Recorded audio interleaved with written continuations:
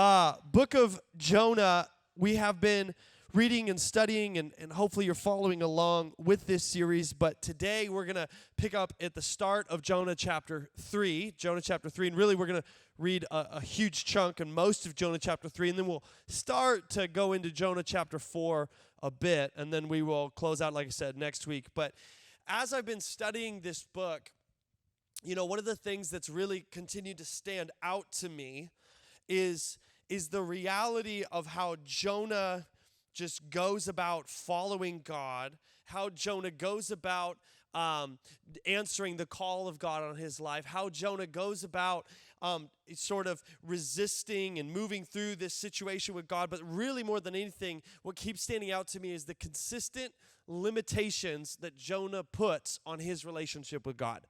He consistently limits what could be in every situation throughout this book. He is a man who continually invites extreme limitations into the situation.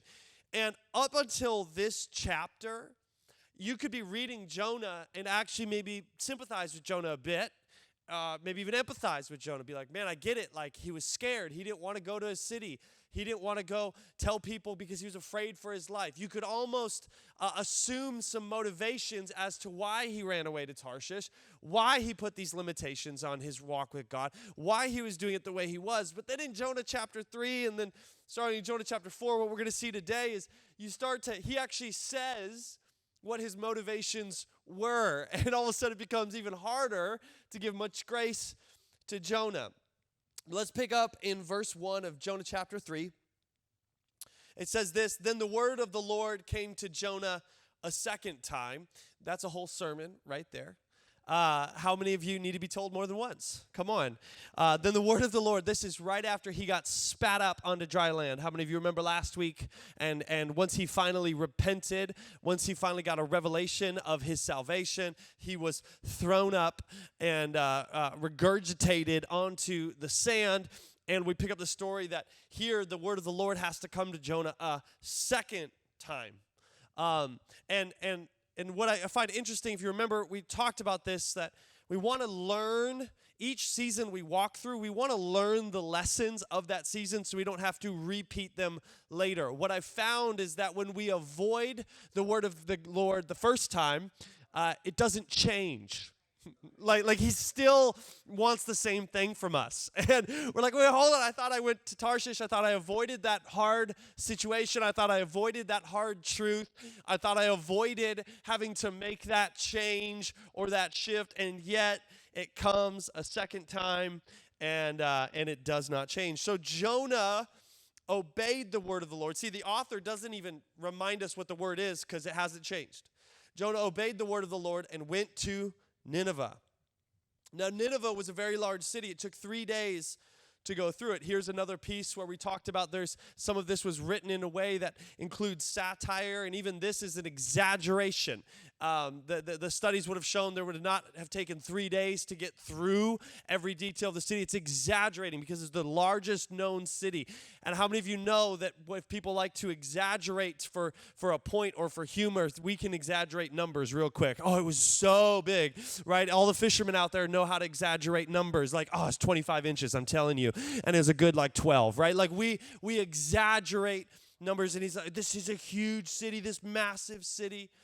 And Jonah, by going a day's journey into the city, he started proclaiming 40 more days and Nineveh will be overthrown. 40 days and Nineveh will be overthrown. Now, what's so interesting about this message that he chooses to say is he's leaving out a lot. This is one of those moments that he's putting limitations on God, and we're going to see why. He walks into this very awkward situation where he's got to walk into this city and tell them that the evil that they're doing is going to cause their city to be overthrown. But here he comes, he's minimizing the word of the Lord down into just a few words. He's minimizing it down to just a couple words. And notice that there's no help to understand who God is. There's no help to actually alter. What does it look like to alter your lifestyle? What does it look like to change? What does it look like? He is telling them the bare minimum. and he does not have a helpful posture here. There is no advice. There is no direction. And sometimes people talk about Jonah as a missionary. Never call Jonah a missionary. He's not missional in this.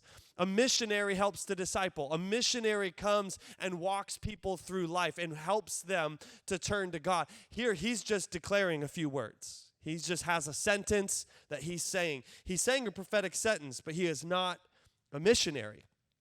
The Ninevites believed God. I love that it doesn't say just believed Jonah. It says believed God.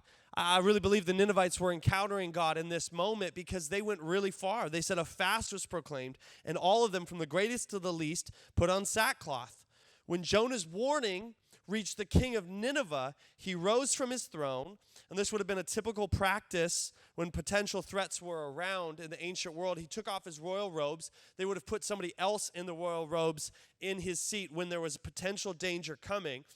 And he covered himself with sackcloth himself and sat down in the dust. Now, this is really interesting that the Ninevites, if you study their religious beliefs, the whole sackcloth and ashes thing, this was an Israelite practice.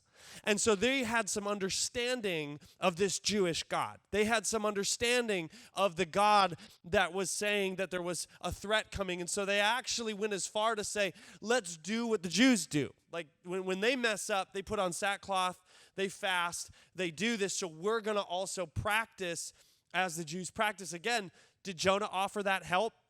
Did Jonah offer that advice? Did he come in with some of that strategy to help them get right with God? No, he didn't say any of this. But the leaders said, hey, we're going to do this. We're going to put sackcloth. We're going to sit down in the dust. And this is the proclamation he issued in Nineveh. By the decree of the king and his nobles, do not let people or animals, herds or flocks taste anything. Do not let them eat or drink, but let people and animals be covered with sackcloth. Let everyone call urgently on God. Let them give up their evil ways and their violence. Who knows? God may yet relent with compassion, turn from his fierce anger, so that we will not perish. Again, there is no discussion or talk of the Ninevites changing from a polytheistic worldview to a monotheistic. You do not see them going, hey, we're going to actually, it's not a call to abandon their gods and to serve the one true God. Jonah limits it. He just says, hey, peril's coming. And what we actually study and we find is that this was a temporary change, but there was not a shift of the heart of this country or this nation because of the limitations that Jonah put. What could have happened with a repentant nation if he would have actually taught, if he would have actually encouraged beyond this, if he wouldn't have put limitations on his message and would have actually said, hey, by the way, there's one true God. There's one true God. They were just considering this. The Ninevites were open to lots of gods. Prophetic declarations were common at this time. And so they're just going, oh, this is one of the gods that we need to be afraid of. We saw the same thing, right? We saw the same thing with the men in the boat with Jonah. Do you remember in week 1? The men in the boat, they were going, hey, which God caused this? Our gods aren't powerful enough. They would not have caused the storm. Oh, your God could have?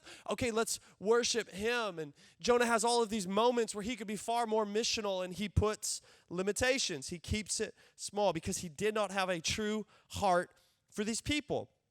And when God saw what they did and how they turned from their evil ways, he relented and did not bring on them the destruction he had threatened. Jonah chapter 4, verse 1. But to Jonah, this seemed very wrong. But to Jonah, this seemed very wrong. God's grace. God's grace. He didn't even feel pride of like, man, I did it. I delivered the word, and look, they changed. Their hearts shifted. They got grace. Isn't God's grace so good? No, he goes, this is wrong. And he actually became angry. And he prayed to the Lord. Listen to this. Isn't this what I said, Lord, when I was still at home? That is what I tried to forestall by fleeing to Tarshish. Here we see his motive. It's not fear. His motive for fleeing was that he did not want God's grace to come to Nineveh. His motive for fleeing was to avoid God's grace being encountered by those types of people. Well, I don't want God's grace to show up there. I knew that you are a gracious and compassionate God, slow to anger and abounding in love. Wait, is this the Old Testament God? Hold on, Pastor Sam. Well, don't you remember? Old Testament God was only angry and violent and scary. And then the New Testament God, he's nice. No, same yesterday, today, and forever. Even Jonah understood he was gracious and compassionate, slow to anger and abounding in love, a God who relents from sending calamity. Now, Lord, take away my life. Here it is again. Take away my life.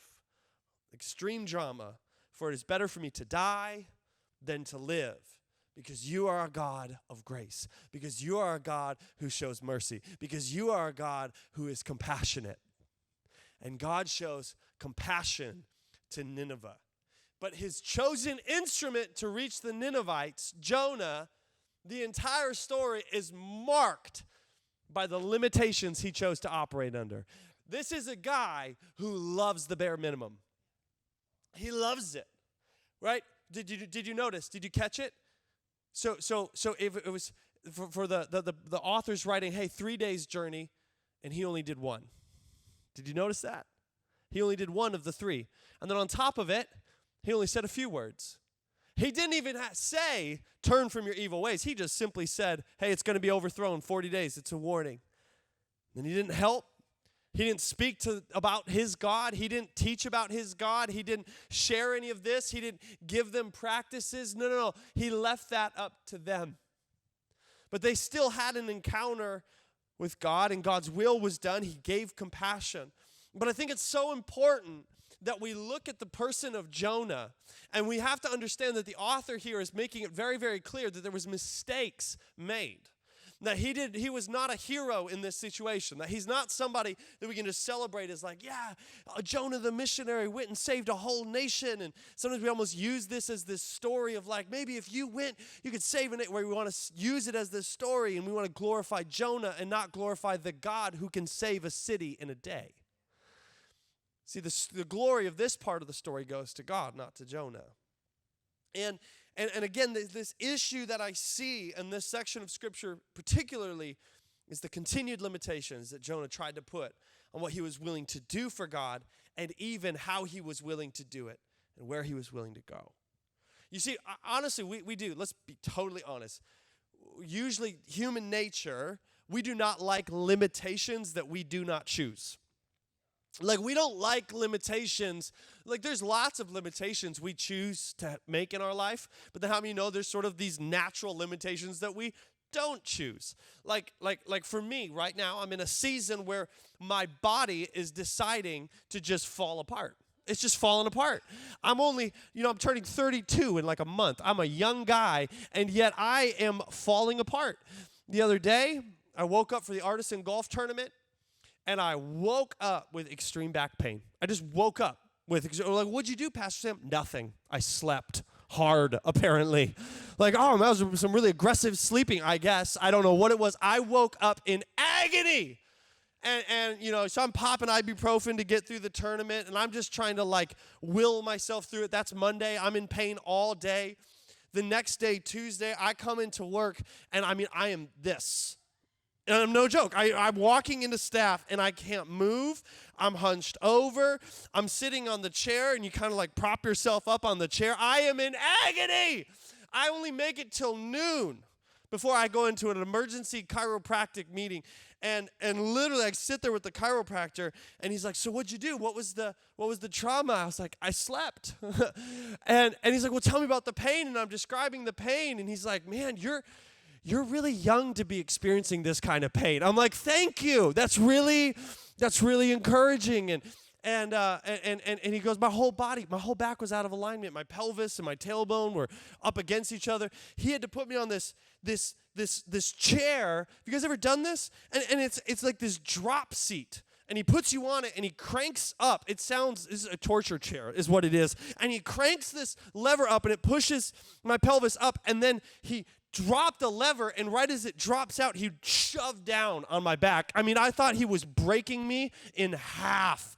He had to do this 15 times to get my back into alignment because I'm apparently just sleep too hard, right? Like, I'm going through already a week later. I'm like, yeah, I need to go back. I need to see him again. I need to get loosened up, right? I don't like this. I don't like any limitations that I don't choose, right? Like he asked me, he's like, have you, your body, have you experienced trauma, like when you were a young adult, like physical trauma? And I was like, well, whatever physical trauma there is, I've experienced it, right? Like I've put my body through it. But now all of a sudden I'm dealing with the repercussions of just being wild and crazy and whatever else in years past. But I hate it. I hate limitations that I don't choose. I hate when you want to do something and you've got limits. You've got limits. But then what's so interesting is we do put so many limitations that we do choose on our lives. We do. We limit things. And today, I don't want to talk about natural limitations, things you can't change, right? Some of you guys are like, I could use 2 more inches of height. That'd be great, right? Like I stopped growing somewhere, and I could use 2 more inches, right? Like there's some limitations we can't fix. But then there are some limitations that we absolutely affect day to day. And what I realize is that our chosen limitations can actually be sort of a litmus test of what we're prepared for, what we're prepared to handle, what we can do for the kingdom. Look at your daily life. Look at your routines. You've built a life, whether you've crafted it intentionally, like we talk about as the vision of Artisan Church, or maybe you've thrown it together carelessly, but one way or another, you've chosen to build your life. And within your life, there are chosen limitations. There's the places you will go, and there's the places you won't go, right? Like maybe you're a caribou person for some crazy reason, and I have no understanding why you would ever make that decision for your life. And I will not relate. I won't give grace. Like I disagree. Like that, my limitation, caribou's my limit. Like, nope, I won't go there, right? Like I will not go to Caribou. I'm a Starbucks person, but even more than that, I'm like, hey, I want a really good coffee house. I want to go to like a good spot like Fragment or Coffee Smith or something real good, right? But you've made some limitations on where you'll go, where you won't go. You've picked your favorite places. You've picked your least favorite places. How many of you have places that maybe you're like, I won't even go there because of the traffic. Like, it's just not worth it. Like, forget that.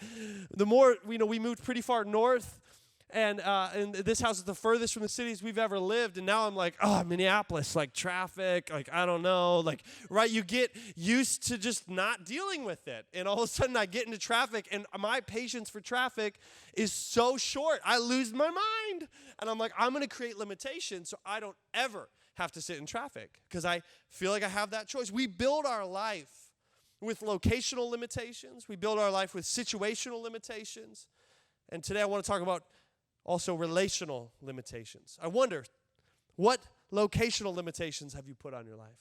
What situational limitations have you placed? And what relational limitations have you put in place? And how has that affected your walk with God and your calling and your life with Him, and even at times your purpose? You see, Jonah, we understand, like very, very easy. The first one, locational limitations. It's really easy to understand that Jonah was saying, I will not go to Nineveh, right? He just flat out said it. That is a place I will not go. I will not go. I don't want to. Not there. Not there. Anywhere but there. We see that Jonah finally obeyed the word of the Lord and went to Nineveh. And it was this huge city which took days to go through. I wonder how small or how large your world is.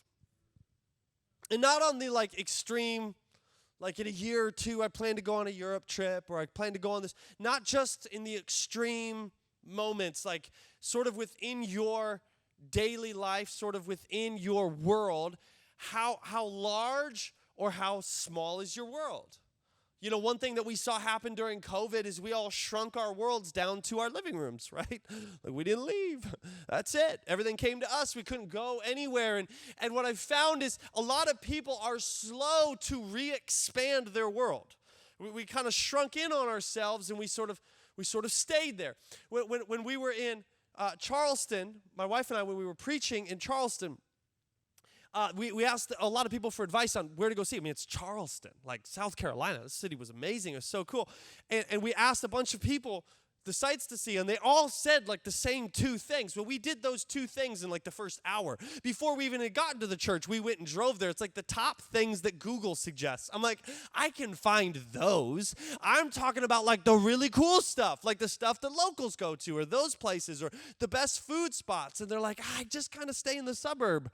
Like, I don't know. So we went, and guess what we did?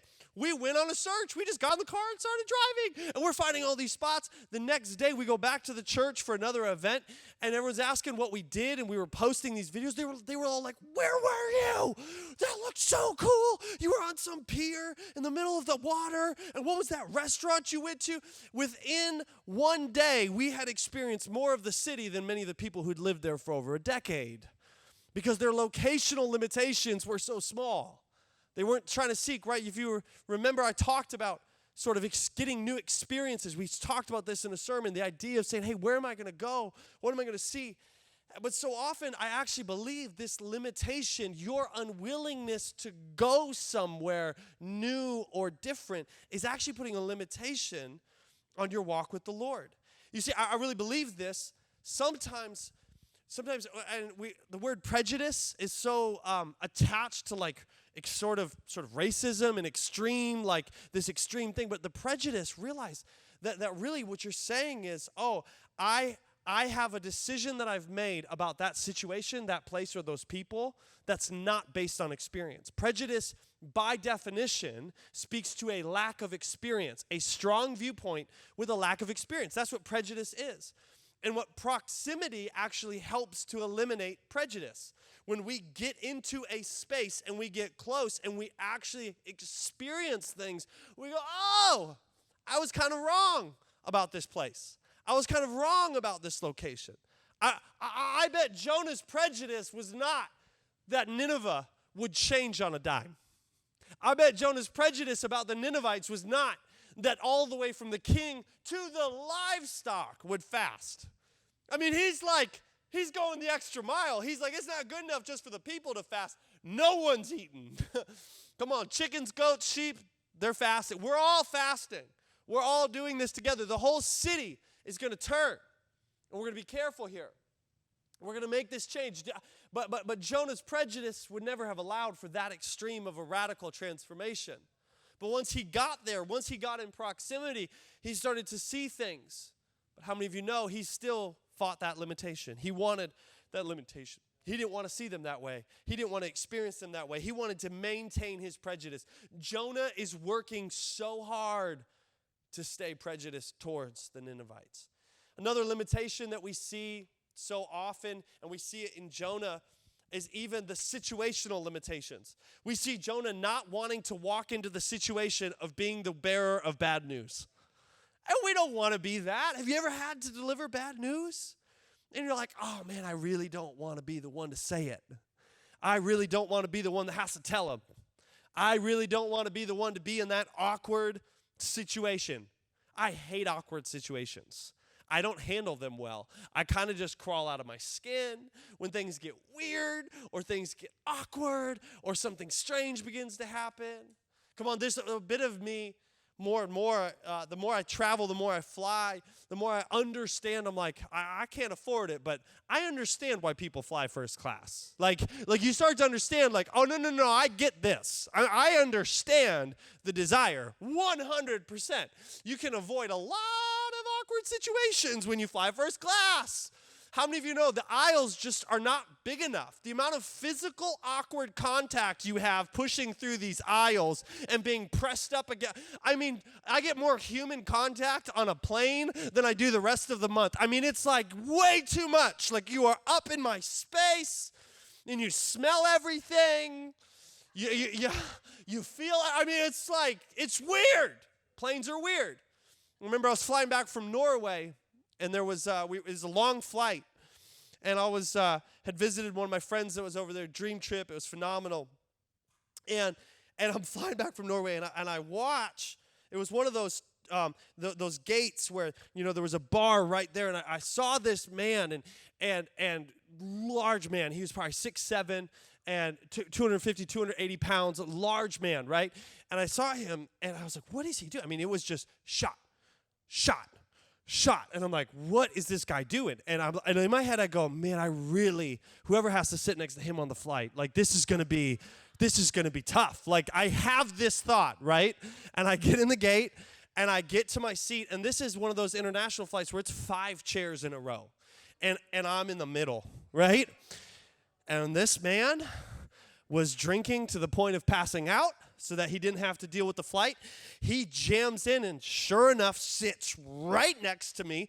And within 5 minutes, this man passes out on top of me. He rolls down.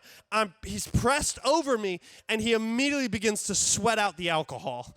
And this man is just on me. And I'm like, oh, this is a long flight to have this person pressed against me. And you're like, I'm kind of scared, though, to say anything. He's significantly larger than me. Like, I'm not going to mess. So I sat there embracing the awkward. Anybody ever had those moments where you're like, there's nothing I can do. I'm trapped. This is who I am. I live here now. Apparently, I live with this man's smell and body on top of me. And I don't want to say anything because awkward, you can feel stuck. I felt way too awkward to say anything or to challenge it I just embraced it, right? And that's cheesy in a way, but really I believe this, that sometimes the awkward's going to happen. I say this all the time, but sometimes we have to embrace the awkward until it becomes anointed.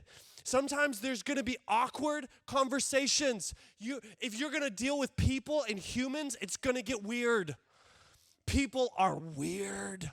I'm weird. You're weird. Can we all just admit it? Like, you're a little strange. No, I'm too cool, Pastor Sam. Like, it's like, no, that's a show. You're actually a goofball. You just don't want to let it out. Like, I get it. We're all a little odd. And you put us together long enough, and things we're going to get awkward at some point. We're going to run out of things to say.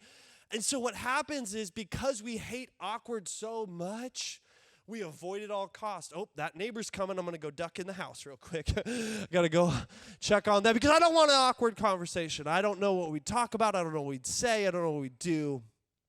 And then when life gets real, those situational limitations, oh man, I know that they could really use someone to kind of call out what's going on in their life, but like, God will use someone else because I don't want it to feel awkward. I don't want it to feel awkward. I'm not going to tell them what I see. Like, as a friend, I see that they're self-destructing and that they're hurting themselves, but I have situational limitations, and God will speak to them, right? God's going to take care of it, so I'm not going to be the friend that potentially makes something awkward by talking about something they're struggling with. Or we have to be willing to expand our situational limitations. Because when you look at Jonah, he barely obeyed the word of the Lord. He said the bare minimum. And as I was studying it, and then studying the nation afterwards and seeing the fact that this was just a blip, and they went right back to their pagan ways, right back. And I go, man, they had this moment of repentance, but no one there to pastor them. No one there to lead them. No one there to push them towards the one true God, to speak about, hey, actually, these gods you're serving, right? And Jonah just did the bare minimum. What if he would have had larger situational limitations? What if he said, no, I'm not going to stop at one day. I'm going to go all the way 3 days. And I'm going to not just, did you notice? People always talk about, and then Jonah got an audience with the king. No, he didn't. People talked to the king, not Jonah. Jonah did the bare minimum. He did the bare minimum. What would have happened if he would have actually gone the full journey, gone through the awkward situations and been face to face with the king and said, hey, let me talk to you about our God. Let me talk to you about the one I'm prophesying about. But he didn't do that. He stopped. And then the most significant and important limitation that we need to address where we're at, it helps, and both locational and situational help with this one. It's the relational limitations. And if you're not willing to go and get close and allow proximity to eliminate your prejudice, if you're not willing to embrace the awkward until it becomes anointed, those limitations are going to give you significant relational limitations. It's going to limit the people that you can engage with and dialogue with. Well, look at with Jonah. He didn't want any relationship with anyone in Nineveh. Come on, God, that is what I tried to forestall by fleeing to Tarshish. I knew that you are a gracious and compassionate God. I knew what you would do. You would be a God who relents. He didn't actually have any love in his heart for the Ninevites. None. None. He had the opposite of love for them. And here's the reality. We might think, oh, no, I'm good, Pastor Sam, but like really, can you get honest with yourself? You don't have to get honest with me, but can you get honest with yourself and with God? Are there some relational limitations you've put in place that maybe aren't biblical? And I'm not talking about healthy boundaries with abusive relationships that maybe you have. I'm not talking about that. I'm just talking about the people that you're like, I don't want to be around that, or I don't want to be near them, or I feel like I need to have limitations here. Maybe some of that needs to be challenged. Maybe you're someone who's saying, I'll talk to anyone but them. I'll be friends with anyone but them. I'll work on every relationship I have but that one.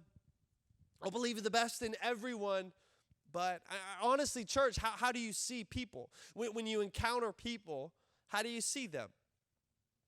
We talk about how important first impressions are in setting a relationship, but what I found when people describe first impressions, it's always usually based on the external, not the internal. My first impression was how you carried yourself when you walked into a room. My first impression was how you were dressed. My first impression was your background or where you came from. My first impression was based on sort of these external things, and I didn't really open up my heart. I didn't really give an opportunity to really love you. And the greatest limitation that we see is Jonah's heart for the Ninevites was a massive limitation on this story and what could have happened. You know, as I've continued to pastor beyond the series we did called Peace with All People, it is the number one verse I continue to bring up through counsel, through moments where I'm meeting with people where obviously just we all have relational tensions, and the Bible is so clear. As far as it depends on us, we're to work to be at peace with all people. And even beyond peace, Jesus makes it so clear we are to love everyone. We're to actually love them. We're supposed to love them. 1 John chapter 4, verse 7 through 8 says, Beloved, let us love one another, for love is from God. And whoever loves has been born of God and knows God. I would argue there's this reality that Jonah knew of God, but he didn't really know God. I would even argue that he made it clear that he was not born of God because he's going, hey, I did not get your heart, God. I followed a command, but I did not get your heart. I did not get a hold of your heart. I did not get your love for these people. Anyone who does not love God does not know God, because God is love. It's like three different ways of saying, hey, without love, if you exclude love from the situation, you do not understand God. You're missing it. This is a key component. Your relational limitations, the people you're not willing to love, is really hurting the way that you see God. Who can't you love? Who would make you want to run to Tarshish? And now praise God that we don't believe love to just be an emotion. Love is not just emotional. Or this would be impossible to grasp, to understand. I really believe this. Love is not just an emotion, it's a decision. So it's a choice. I'm going to make the choice to love. It is impossible. I cannot, no matter how hard I try, like everybody. I can't do it. I mean, I've tried. I cannot like everyone, but I can love everybody. I can make a decision to say, hey, actually, our personalities kind of clash, but I'm going to love you. I'm going to find a way to love you. I'm going to get over my feelings towards you, and I'm going to say, hey, how can I love you? How can I learn? And again, so often that proximity will eliminate the prejudice you have for them. If you actually get around them, if you'd actually learn their story, if you'd actually learn maybe why they are the way that they are, if you'd actually learn maybe why they're acting that way, why they're saying those things, all of a sudden that proximity, if you'd actually locationally make an adjustment and expand your limitations, if situationally you'd actually engage in a difficult conversation with them, all of a sudden your relational limitations will diminish and you're going to begin to get more and more open to other people. And the band can come on up as we close. Love's not an emotion, it's a decision. And actually, John chapter 13, did you know that Jesus, he actually calls it a commandment? He says to love one another is a commandment. It's not a suggestion. Oh, but no, Pastor Sam, Jesus doesn't make commands. He came to abolish the law, remember? No, he came to fulfill the law. He came to fulfill the law. There's still commandments. Still commandments. We are to love God and love people. We're to love people. But so often, we get blinded by our dislike of people that we limit our ability to reach them. You see, Jonah put this massive limitation on what could happen in Nineveh because he did the bare minimum. He did the bare minimum. He did not show love. He did not show love. He did not pastor. He did not help. He did not encourage. He did not challenge. He just declared a sentence.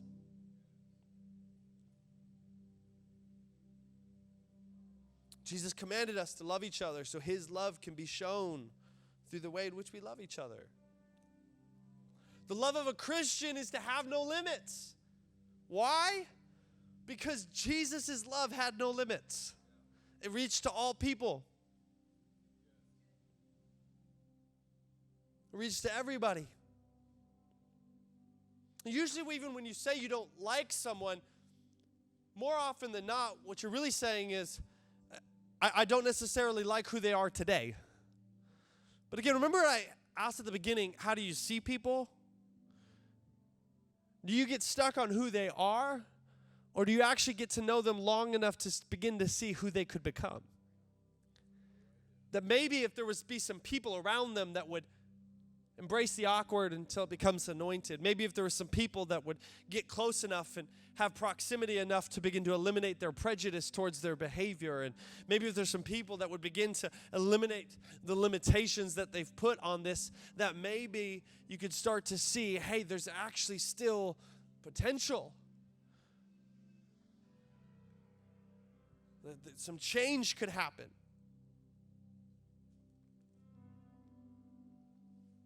Love of Christian is to have no limits.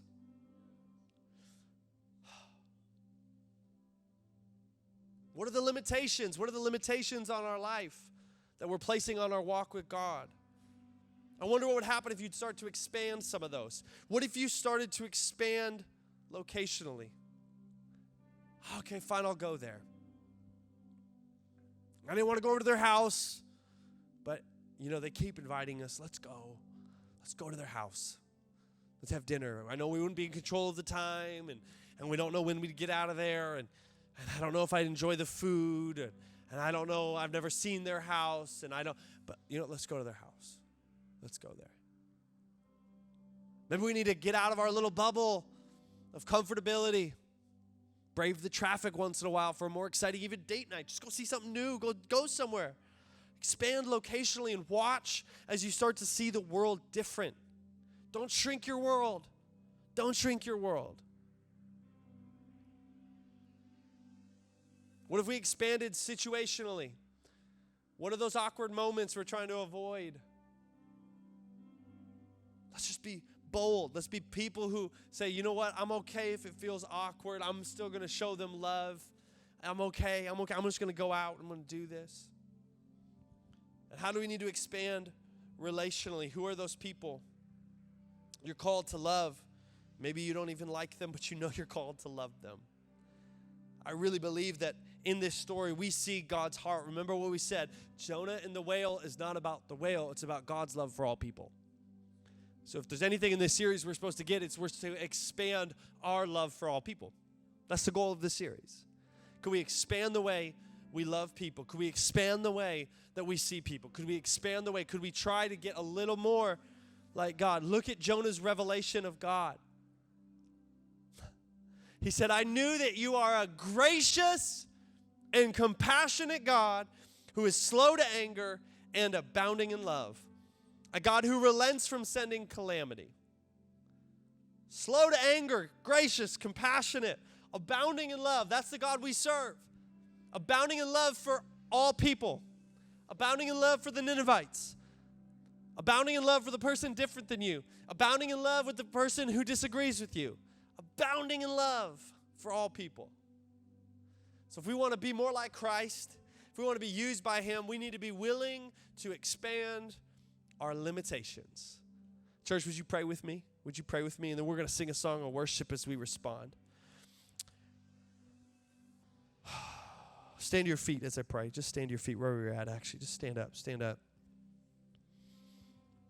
I want you to begin to process the word. It's a really simple sermon. What's a limitation that you have that might actually change someone's life if you just expanded it a little bit? What's the areas you've been doing the bare minimum? You've been going 1 day instead of 3. You've been saying 5 words instead of 50. Where have you been cut it short? Where are the limitations that have been put up? And where is God challenging you to expand it? And as we sing out these words, it's always only Jesus. It's about you, Jesus. We're singing this because we want to get his heart. I firmly believe Jesus represented this. He continued to expand the limitations of everybody around him. There was a part of his ministry, it was a part of who he was. So we're going to sing this out, and we're going to allow the Holy Spirit to speak to us on what we need to shift, what we need to change, what we need to apply, how we need to learn from this text today. So God, I just pray, would you be lifted up as we worship you? Would you be lifted up as we praise you? Jesus, would you begin to speak to us on what you're saying? Speak to us on our steps. Speak to us on what's next, Jesus. Come on, sing this out.